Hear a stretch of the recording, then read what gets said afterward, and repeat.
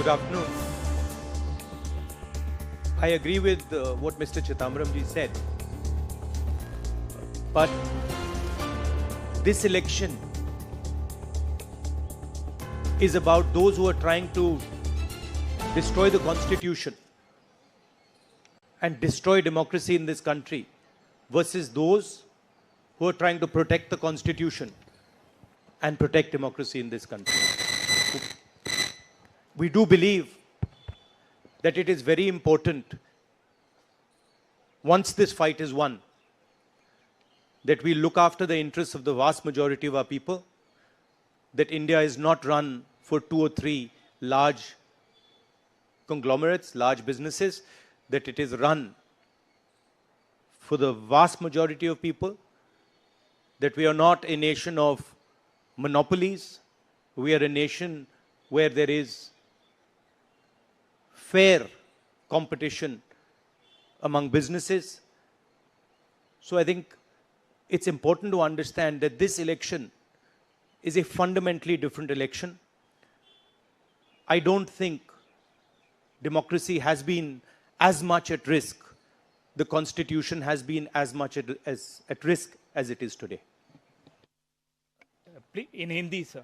ये जो चिदम्बरम जी ने कहा उससे मैं सहमत हूं, मगर ये जो चुनाव है ये लोकतंत्र को और संविधान को बचाने का चुनाव है।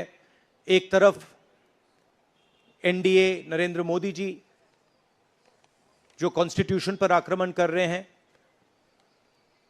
लोकतंत्र पर आक्रमण कर रहे हैं, इंस्टीट्यूशंस को कैप्चर कर रहे हैं, और दूसरी तरफ इंडिया अलायंस जो कॉन्स्टिट्यूशन की रक्षा करता है, लोकतंत्र की रक्षा करता है। तो ये चुनाव इन दोनों फोर्सेस के बीच में है। अरुण कुमार सिंह। मेरा सवाल राहुल जी आपसे है। राहुल जी, हेलो। राहुल जी, सीधे सीधे इधर, फ्रंट। सवाल आपसे यह है कि 2014 में जैसे ही मोदी सरकार आई थी, आपने एक बयान दिया था और आपने ये कहा था कि देखते जाइए धीरे धीरे कॉन्स्टिट्यूशनल इंस्टीट्यूशंस जितने भी हैं देश पे, उस पे आरएसएस और बीजेपी का कब्जा हो जाएगा। अब आप ये कह रहे हैं कि हो चुका है और आप कह रहे हैं कि हम कानून भी लाएंगे। क्या आपको ऐसा नहीं लगता राहुल जी कि ये जब आप करेंगे तब बीजेपी आपके ऊपर ये आरोप लगाएगी कि चूंकि केसेस जो है या पूछताछ विपक्ष के नेताओं से ज्यादा हुई, इसलिए ये प्रतिक्रिया में लाया गया रिएक्शनरी लॉज अमेंडमेंट होंगे ये?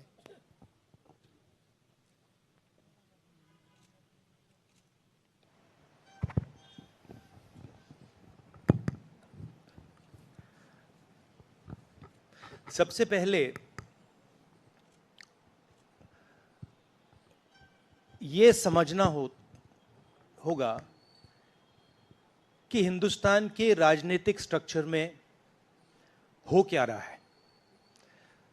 आरएसएस ने और बीजेपी ने और खासतौर से नरेंद्र मोदी जी ने जो स्ट्रैटेजी बनाई है, उसका फाउंडेशन क्या है, उसकी नींव क्या है, सबसे पहले यह समझना है।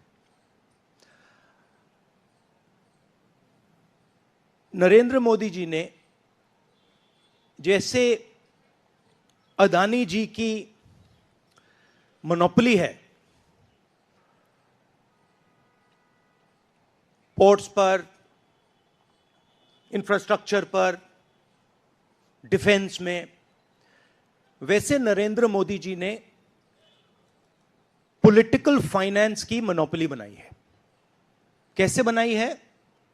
ED, CBI, income tax department का प्रयोग करके।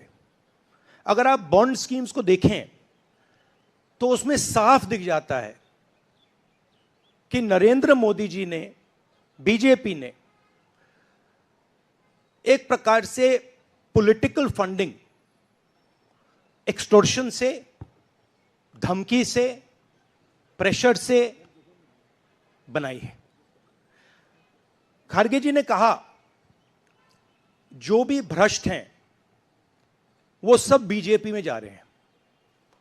उसका कारण है क्योंकि नरेंद्र मोदी जी चाहते हैं कि पॉलिटिकल फाइनेंस की मोनोपोली उनके हाथों में हो।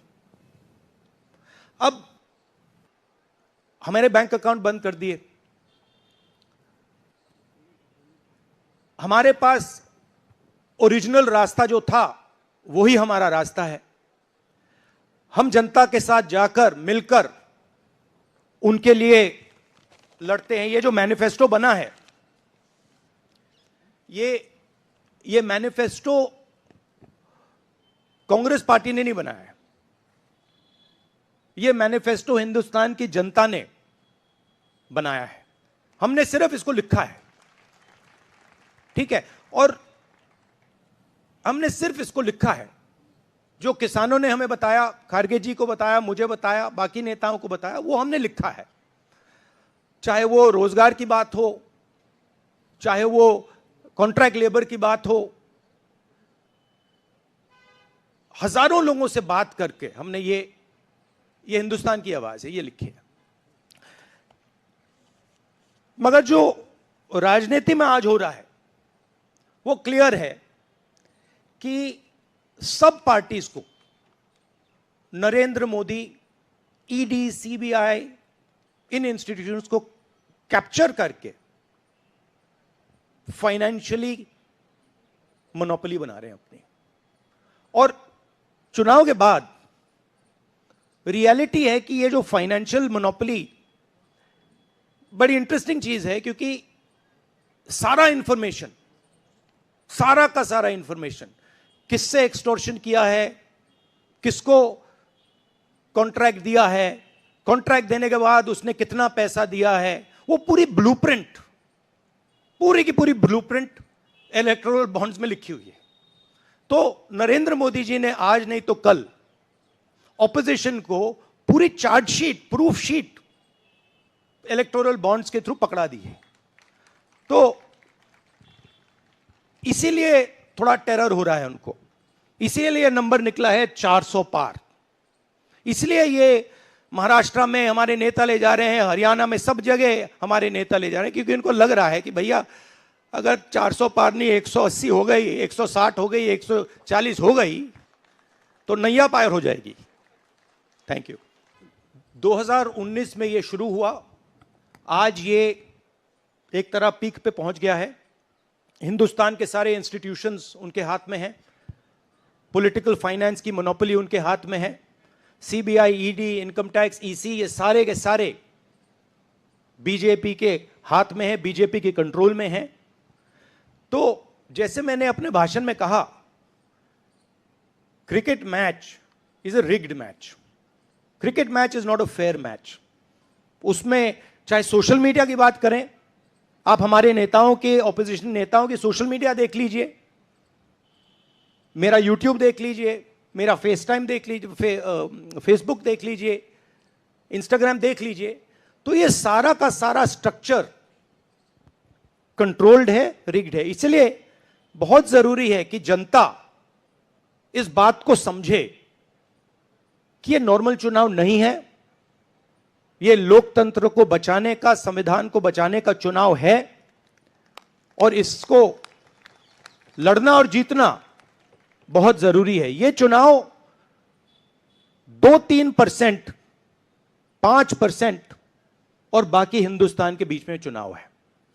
और जो बाकी हिंदुस्तान चाहता है वो इस मैनिफेस्टो में है, और जो 2% चाहता है, जो अदानी जी चाहते हैं, वो आप उनका मैनिफेस्टो देख लीजिए, आपको पता लग जाएगा। उसमें उनकी रिक्वेस्ट लिस्ट पूरी की पूरी आपको मिल जाएगी। Unlike many political commentators, I can't predict the future. But what I'm confident of is that this is a much closer election than is being propagated by the media. It is a close election, and we are going to fight an excellent election, and we are going to win the election. Thank you. Please do remember one thing. Please do remember that there was a similar feeling being generated by the press when Mr. Vajpayee was Prime Minister. There was the India Shining campaign. So we have a similar idea being propagated. India Shining with 2-3 new dimensions.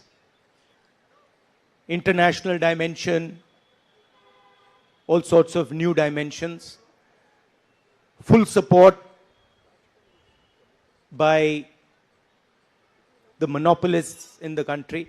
But do remember what happened to the India Shining campaign. And do remember who won that campaign. Thank you. नमस्कार दुनिया दी बेहतरीन cath lab वाइट medical college and hospital बुंग establish हो गई है सीधा वाइट मेडिकल कॉलेज आओ इलाज कराओ सलारिया तोड़ा प्रात तोड़े दुख से हाजिर है धन्यवाद।